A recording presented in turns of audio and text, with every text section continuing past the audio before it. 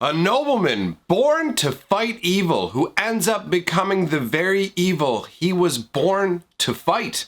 This is the story of Crovax.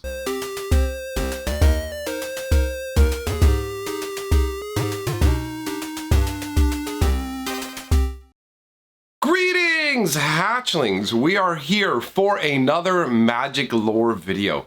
Yesterday's video talking about the Metathran, talking about Urza's Bloodline Project. Well, today we are going to talk about another effect of the Bloodline Project. We're going to talk about Crovax, who was specifically created, well, not exactly created, but guided to be created by Urza. Urza meddled in a lot of people's ancestry, getting certain people together to cause the birth of certain individuals that he wanted to bring together as part of this crew. Essentially, the idea was to gather a bunch of artifacts, a bunch of people, and combine them all with the Weatherlight to make a weapon capable of destroying Phyrexia and ultimately ridding the world of Yawgmoth. Not the world, sorry, the multiverse, not just a world, all worlds, to be free of the evil influence of the father of machines, Yawgmoth.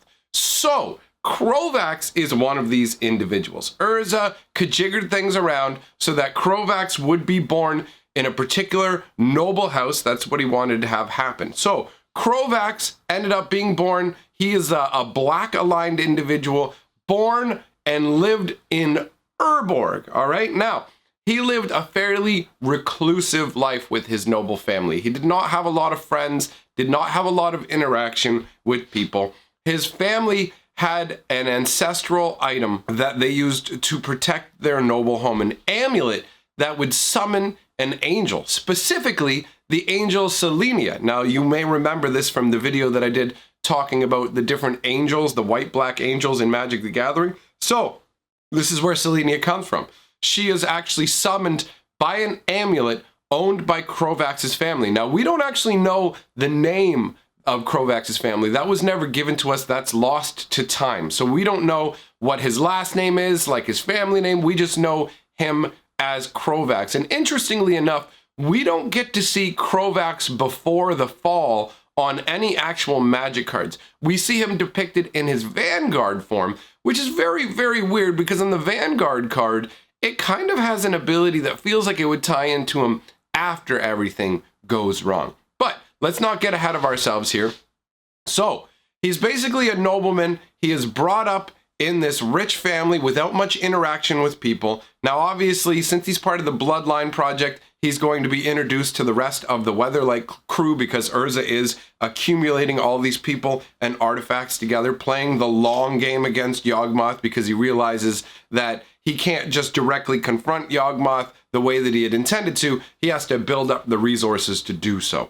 So Crovax is lured into joining the Weatherlight. He goes along with it. Now, he has problems fitting in with the Weatherlight's crew because of his upbringing, not having many friends, being kind of aloof, reclusive, and on top of that, the nobility of him, the whole I was born into a noble house, makes him kind of standoffish from the rest of the Weatherlight crew. So, he took the amulet with him. He took the amulet that summons Selenia with him because due to the nature of his aloneness, he essentially fell in love with Selenia, the angel that's summoned by the amulet. He was smitten by her. He was very, very much in love with her. Now, Selenia was an emotionless angel. She, for some reason, which we'll get into, was unable to return Crovax's love. She was almost half automatonish. Now, not completely, but she was in no way able to return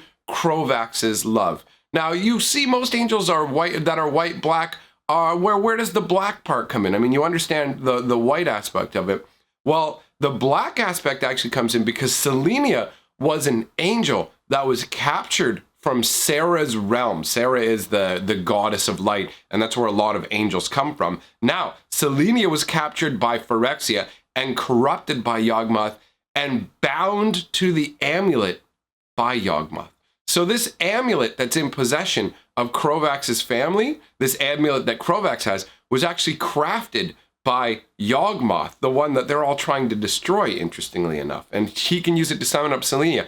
But to what end? And we don't learn about this until later on in the storyline, what the whole purpose of this is, right? So basically, Crovax finds his home on the Weatherlight. He starts to become accustomed to the other members of the Weatherlight. They start to build friendships or whatever. And he's definitely a capable warrior. He spent his time training. He's not a worthless addition to the Weatherlight. He is proving his worth. Now, word comes along that Crovax's ancestral home is under attack. All right, he finds out about this and he convinces the crew of the Weatherlight, please come and help me save my family.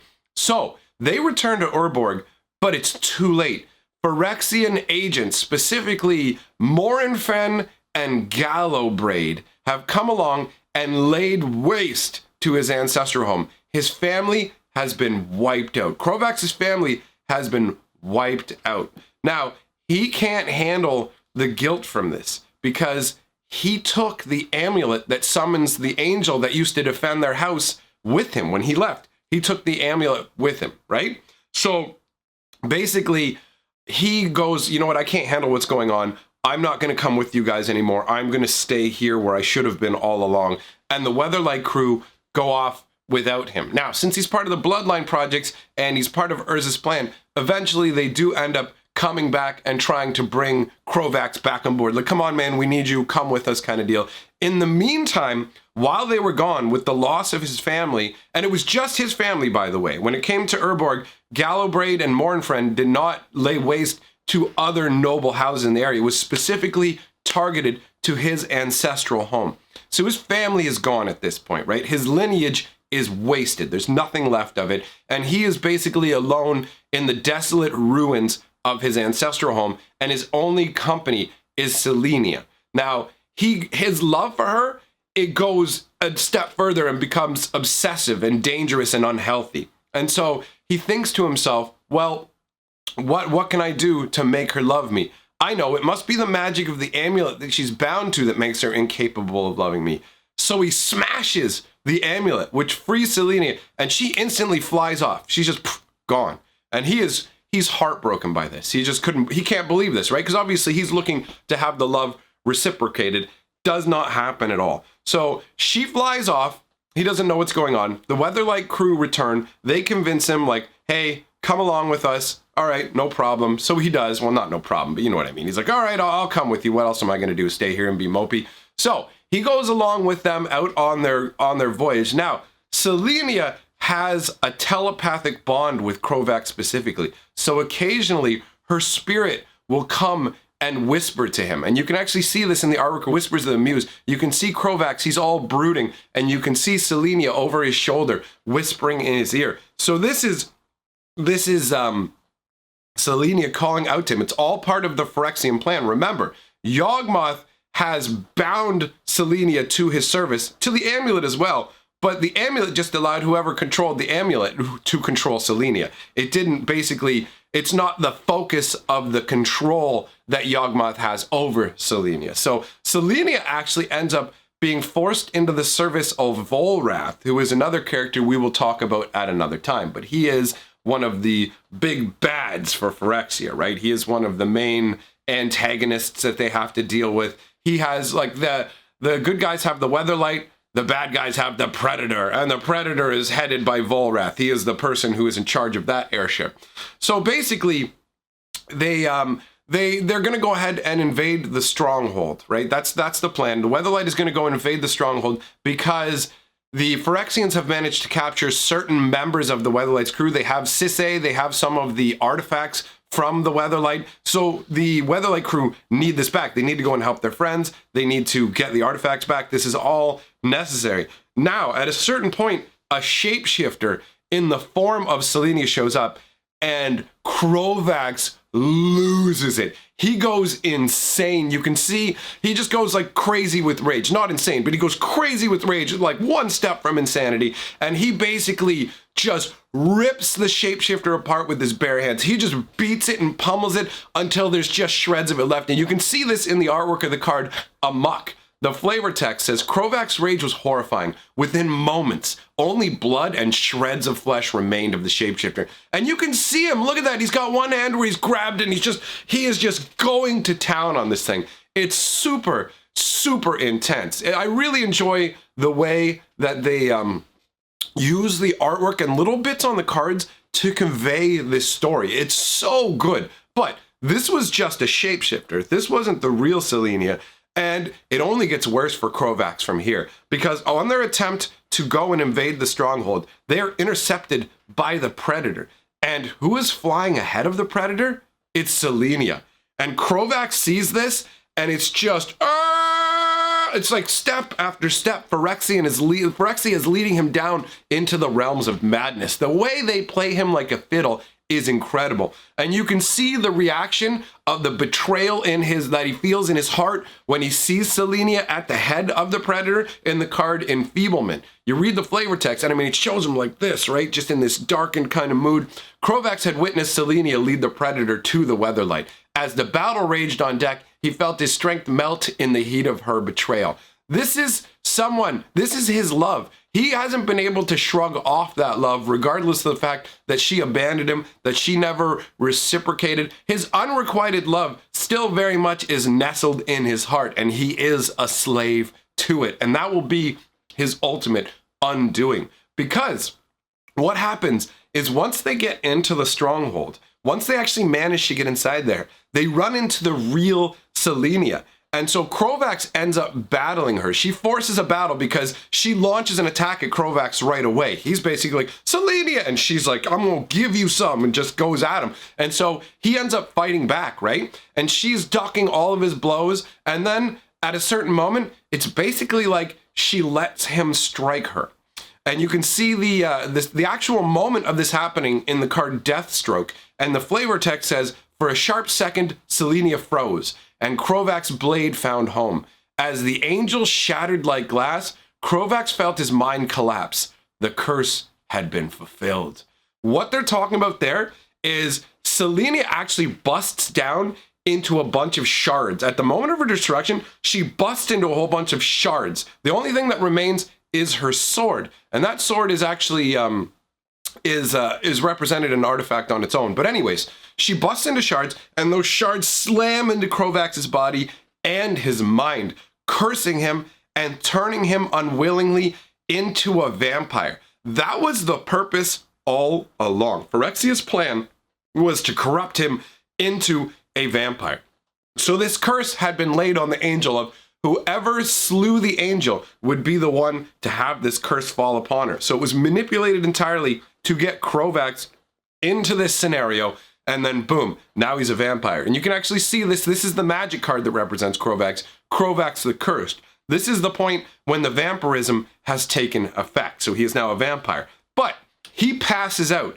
The rest of the Weatherlight crew, they're not aware of what's happened to him. In fact, Crovax isn't aware of what's happened to him yet. It'll take time for the full effects of this to really fully be realized. So the Weatherlight take their wounded comrade back to the ship. They start tending to his wounds, right? At a certain point, Crovax wakes up and he hears a voice whispering in his mind. Now, he doesn't know it, but it's actually the voice of Yawgmoth speaking directly into Crovax's mind, and it's telling him to sabotage the Weatherlight. So he gets up to go ahead and sabotage the Weatherlight. He gets into it, but Miri, I don't know if it's her cat instincts, whatever it is, she feels like something is not right. Miri is a cat warrior on the Weatherlight crew, and she will get her own video as well because she's worth it. So she follows Crovax up. They get into a fight on the Weatherlight's deck or whatever, and they both end up plummeting off the side. Now, when they land, Crovax destroys Miri, and you can see it in a card. It's not even a real fight. He's a vampire now, and he was already a half-decent match for her just in his human form. But now with his vampiric strength and the hatred in his heart, Miri stands no chance. So you see it, there's no flavor text, but in the artwork for Slaughter, you can see Miri's last moment, where she has her one hand pressed up against his face, and he's just leaned over, barreling down with both claws. This is the last moments, and just the flavor of the name and the artwork tell you that this is not, like, she's in a defensive stance trying to push him off, but he just shreds her to bits. So that's the end of Miri, and from that point on, that's when Crovax starts to become a real tool of Phyrexia. There's not much that can be done about it from that point, because he's basically become like fully taken over by Yawgmoth. The voice has gotten right into him. So he's brought back to the stronghold, and it's revealed to him that the plan is to actually have him become the new Evincar.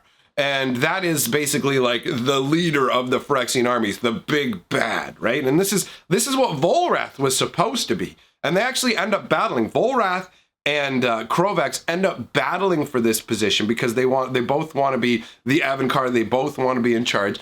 And Volrath was actually a bit stronger than Crovax, but Crovax could basically consume people to like bolster his strength. So with the help of Urtai, who is another member of the Weatherlight crew, who also deserves his own video, they all need their own videos because they're all amazing characters. Anyways, Urtai, who later on becomes Urtai the Corrupted, he realizes that if he doesn't help Crovax beat Volrath, as soon as Volrath is done with Crovax, Volrath is going to end Urtai. So basically, out of self-service, Urtai helps Crovax win, become the Evincar, the grand ruler of the Phyrexian armies, and he is just insane. Crovax is just brutal. He will tell them it's like, slaughter all these people and feed them to the next wave of troops. They're not strong enough. It's some really ugly stuff that he gets involved in. And he's given the power to work Flowstone. Basically, Yawgmoth gives him these different boons, all right? And so he's bringing war to the Weatherlight. He is like laying waste to all kinds of things. New magical force starts sprouting up as nature tries to fight back against the Phyrexian invasion, and he just goes and lays waste to them. While all this kind of stuff is happening, all of a sudden he gets a distress message from oh no, wait, I'm jumping ahead. I forgot about one very, very crucial moment. Gerard, who is like the key piece of the Weatherlight, he is like the grand hero of the story, the main dude, all right? He ends up confronting Crovax, and Crovax actually gets Gerard to kneel to Yawgmoth. Basically, he convinces Gerard to actually go ahead and treat with Yawgmoth, listen to what Yawgmoth has to say, and not fight against him. And the way he does this is he shows that Selenia has been given to him. Basically, once Crovax became a servant of Yawgmoth, Yawgmoth would reward him with the visitations of the angel Selenia. So he'd be like, here you go, here's your love, here's your love. It wasn't really Selenia though. It was like a shadow image of her. It wasn't the real deal. But Crovax doesn't know the difference. So Crovax goes, look, Yawgmoth can bring back who you love.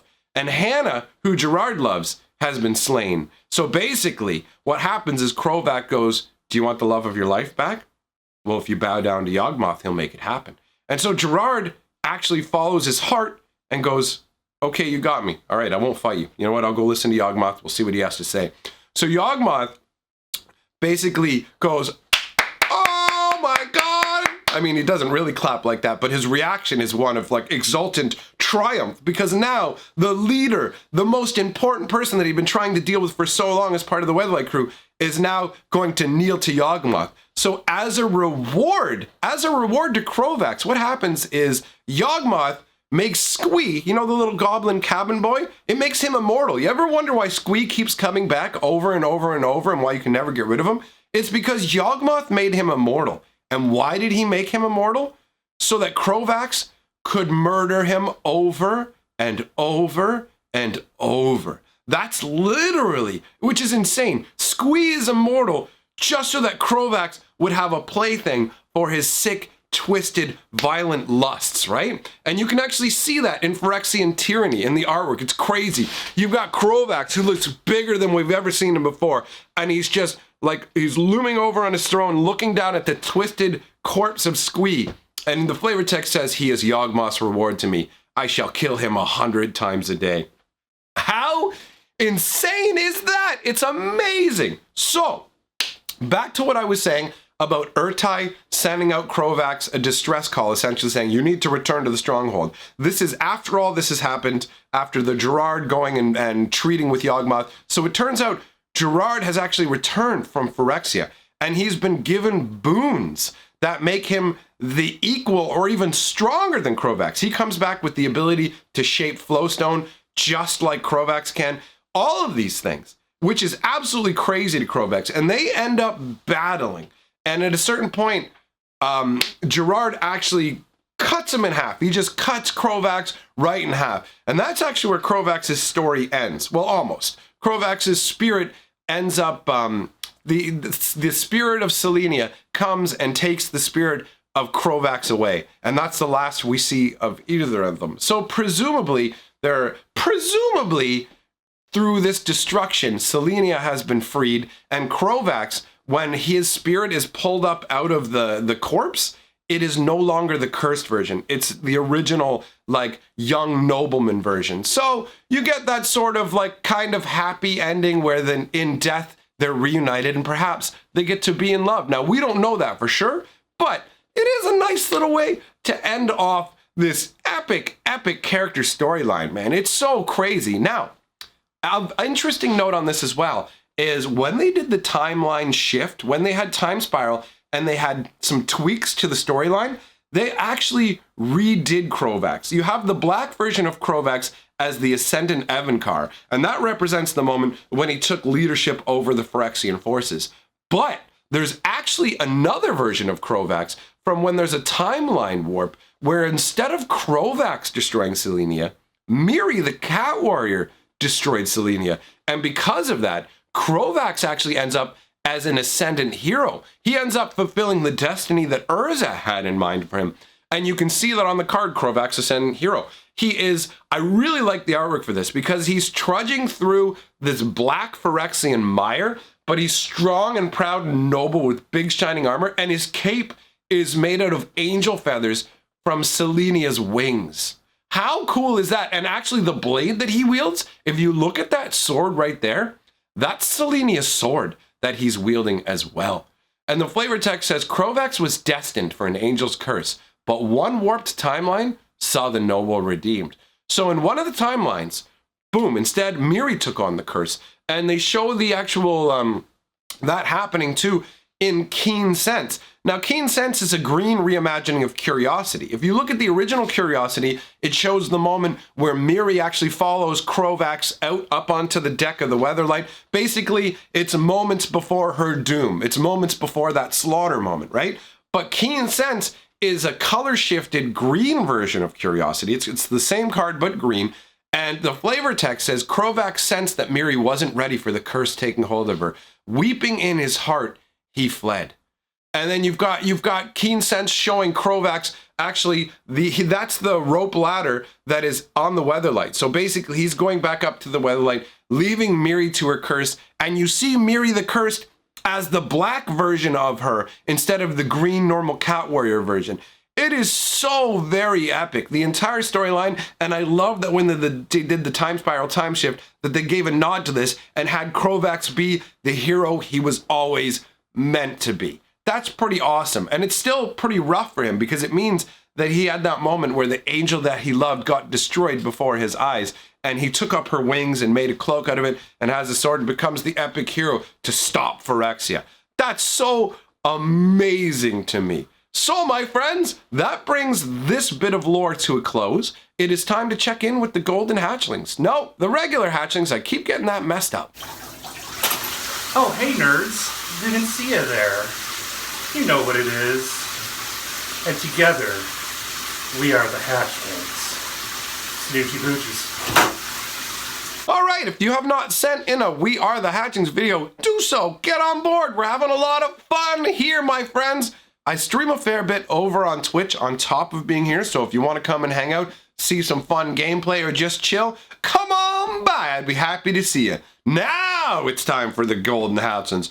Roll the golden scroll! The people who have my back on Patreon or through channel memberships. If you appreciate what I do here on the channel, then get on board and help the channel out in that way, because it makes a huge difference. So, thanks for being here, my friends, and I shall see you guys tomorrow. Hail to the king, baby!